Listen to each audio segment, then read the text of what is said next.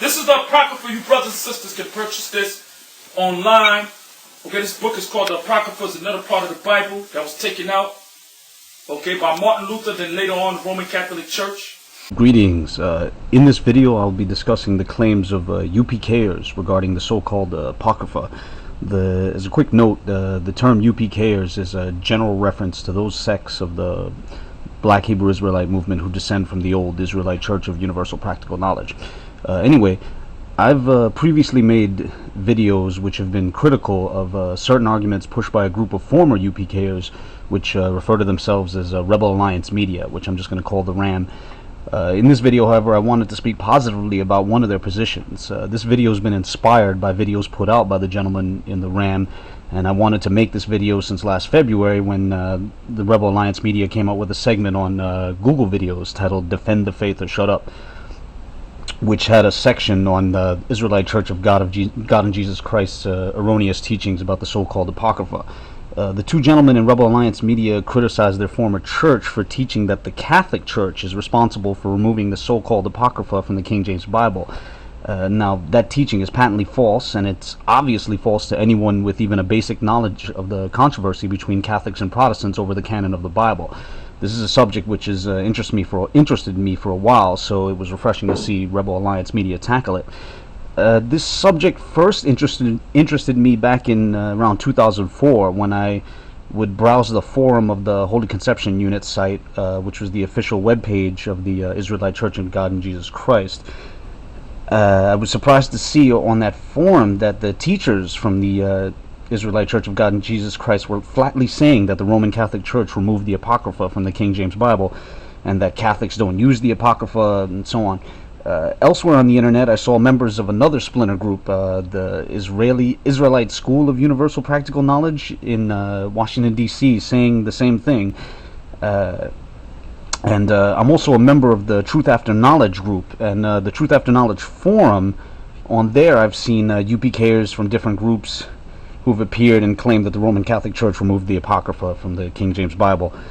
As you saw at the beginning of this clip, there's Bun Loya, who's a former member of the House of Israel group, and is now apparently with a new group called Lions of Israel, and he also claimed the Roman Catholic Church removed the Apocrypha. What's fascinating about this subject is that some of these people have been separated from one another for nearly a decade and a half, yet they're still pushing the same claim about the Roman Catholic Church removing the Apocrypha from the Bible. What this means is that for the last 14 years, none of the different groups has bothered to do even 30 seconds worth of research on the subject. That speaks volumes about how little study the average UPKer does. Anyway, this video is specifically in response to the slight modification that the Great Millstone Group has made to this common UPKer tradition.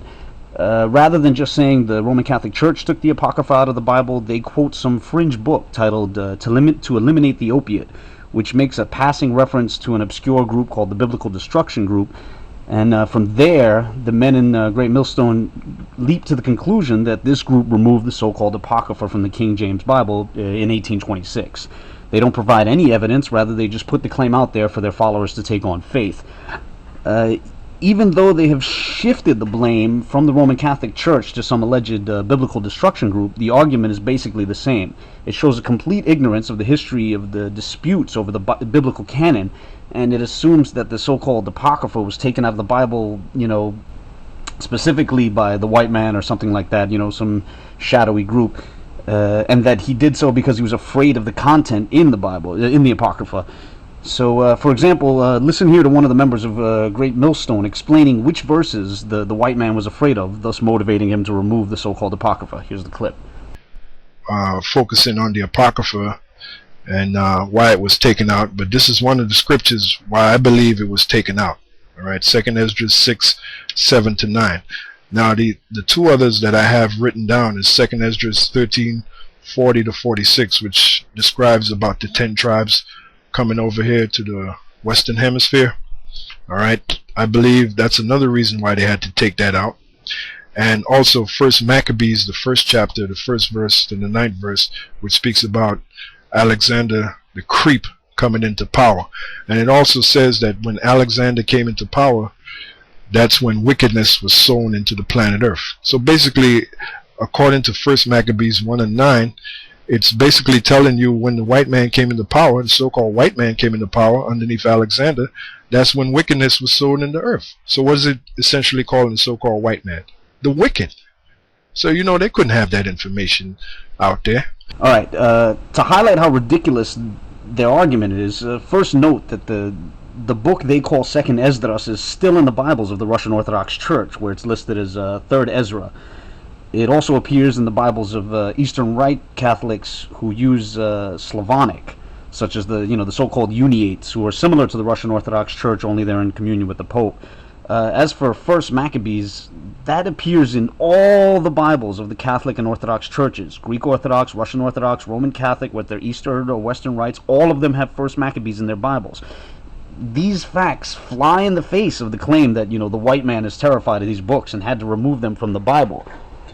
So we should now ask the question, why do the books appear in some Bibles and not in others? And the answer has nothing to do with the wacky conspiracy theories that UPKers are pushing.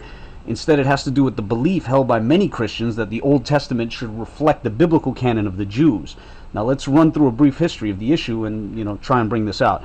As I just noted, throughout history there have been certain Christians who believe the Old Testament should mirror the Jewish canon. The problem is that the Jewish canon wasn't solidified until centuries after the dawn of Christianity. By the time the Jewish canon was solidified into what we today call the Tanakh, Christians had already been long using books not found in that canon, such as Judith, Tobit, Wisdom, Sirach, and the books of the Maccabees. One popular claim is that the Jewish canon was closed at the Council of Jamnia, which is also called Yabne, around 100 AD. Now that claim is now rejected by serious scholars. For example, the Encyclopedia Judaica states, quote, "The widely held, though unsupported view that the formal and final canonization of the Ketuvim accorded the Synod of Jabne in 100 CE has to be considerably modified."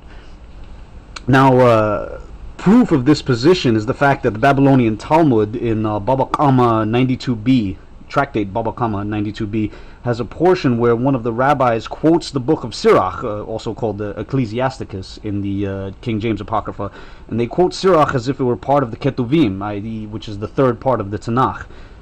The great modern Talmudic scholar Adin Steinsaltz himself wrote that, quote, "Even in the Talmud, the book of Ben Sirach is quoted as though it were scripture, and in some places it is hinted that the passages are indeed scriptural." This means that possibly as late as the 3rd century, the Jewish canon was still in a state of flux. It was still fluid. Whatever the case, as the canon became more solid, Christians began to take notice. Now I'm talking about the Jewish canon. As the Jewish canon became solid, Christians took notice. And in Book 6 of his ecclesiastical history, Eusebius gives the Jewish canon as listed by Melito of Sardis, and also the canon listed by Origen. Both these men gave lists which were very close to the Tanakh as it is today. Melito's list was written in the 2nd century, and it lacked the Book of Esther and possibly included the Book of Wisdom, but other than that it was the same as the Tanakh.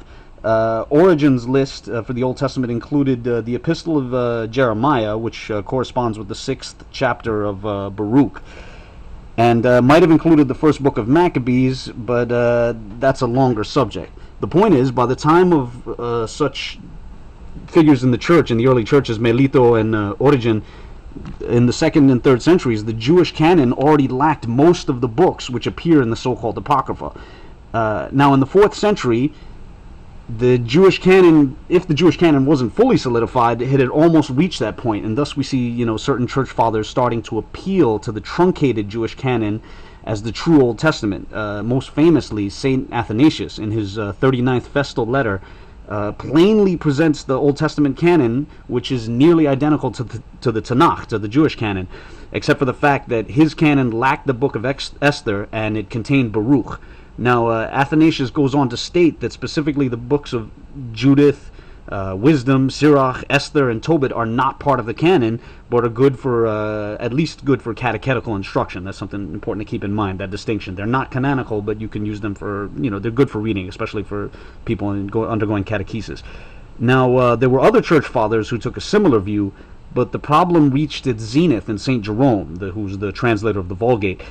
In his preface to his translation of the books of Kings, popularly called the Prologos Geleatus, Jerome flatly stated that books like Wisdom, Sirach, Tobit, and Judith are not part of the canon.